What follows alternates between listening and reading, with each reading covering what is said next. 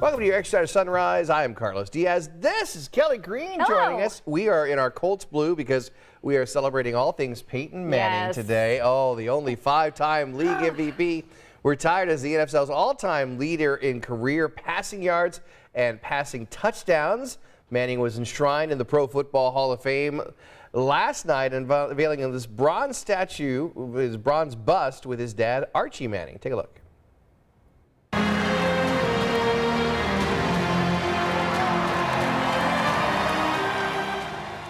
I don't know why Archie would pat the forehead, but I guess that's a thing, I guess. There we go. Peyton took to the podium to cheers and applause. It was a powerful speech. It was an awesome speech. He had some humor, he had emotions, Peyton getting emotional, especially when talking about his football family legacy. Each of us has deep roots in this game. Football even helped us carve out a place to belong. In my youth in New Orleans and in Newman School, football carved out a place for my favorite quarterback, my hero, my role model, my dad, Archie Manning, to pass on something he loved to me. I love that he gets emotional there. Peyton also thanked his brothers, his mom, his wife, his kids for their support throughout the years. He called his fans family as well, and Indianapolis, of course, and the Colts part of his heart. To Jim Irsay and the Indianapolis Colts organization, my gratitude is off the charts. You drafted me in 1998, and it was a joy and a privilege to represent the horseshoe. And to Pat I just love it. This morning, people on social media can't stop talking about Peyton's bronze bust. Take a look. Yeah, first, a tweet saying Peyton's bust is angry. Then there's this one that says, when Charles Woodson won the Heisman, remember, back in that controversy back in 1997 when Woodson won over Peyton Manning. By the way, they both were inducted into the Hall of Fame this weekend, so, that prediction wasn't that bad. And this one is one of my favorites. This quote, Peyton Manning's new bust isn't bad. You come home after curfew. It's just disappointed. But that's the thing, too. I mean, what do you want? Julia made a really good point this morning. Like, do you want the Peyton we see in commercials, or do you want the Peyton on the field? Yes. And the Peyton on the field was intense. He was. He's very passionate. There was not joking out there. He was, he might be excited about a great touchdown that happened, but he definitely was, intense. And yes, you saw those lines in between his eyebrows. Yeah, I was like, So I think it's appropriate. Yeah, I thought it looked pretty good. There we go. Well, in the movies, DC fans flocked to see Suicide Squad over the weekend. The film debuted on top with $26.6 million. That's less than expected for a comic book movie with a reported budget of $185 million. So, it didn't make its money back. But remember, the movie also is streaming on HBO Max. And that's kind of the new normal now, where they're going to have to not look at box office receipts. How many people signed up for HBO Max because of this movie? Of that, right. Which, by the way, this movie is not for your kids. Ooh. It is a superhero movie. It is rated R, and I would call it rated R. And it's a hard R. Really? So have you seen it? Yeah, I saw it. A lot of language. I got a buddy of mine who loves superhero movies. He's got an 11-year-old, and I'm like, dude, no. Wow. It's got a lot of language, and the last half of it is just really gory.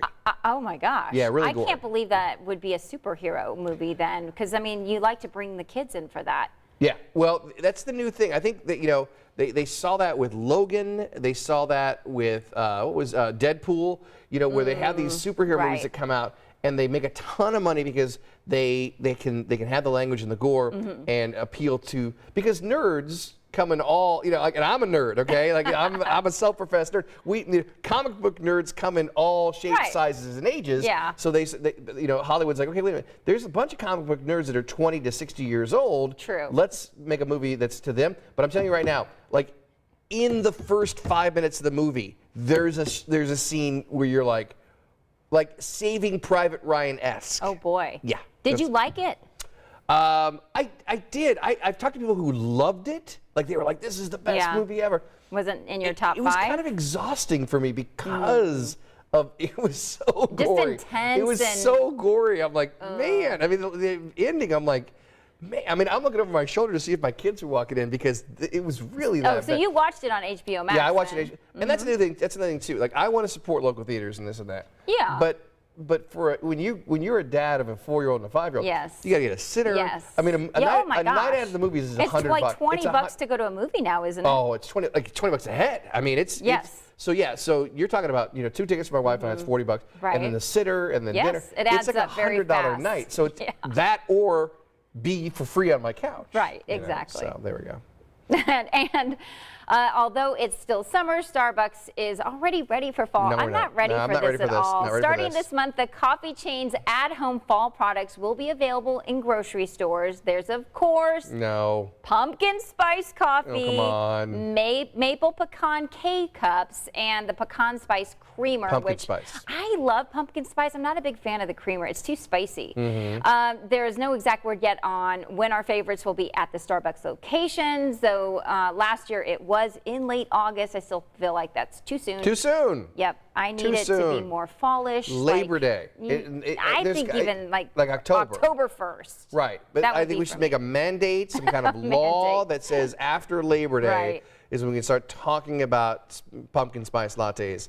I mean, I love my pumpkin spice lattes. Don't get me wrong. They're delicious. A leaf has to hit the ground. They're special. You want it to be like when you are seeing the fall colors, and that's August is too soon. What's your go-to when you go to Starbucks? Do you have a go-to? I really don't. Macchiato? I'm not. I try not to drink those because they're so high in calories, and it makes me feel guilty.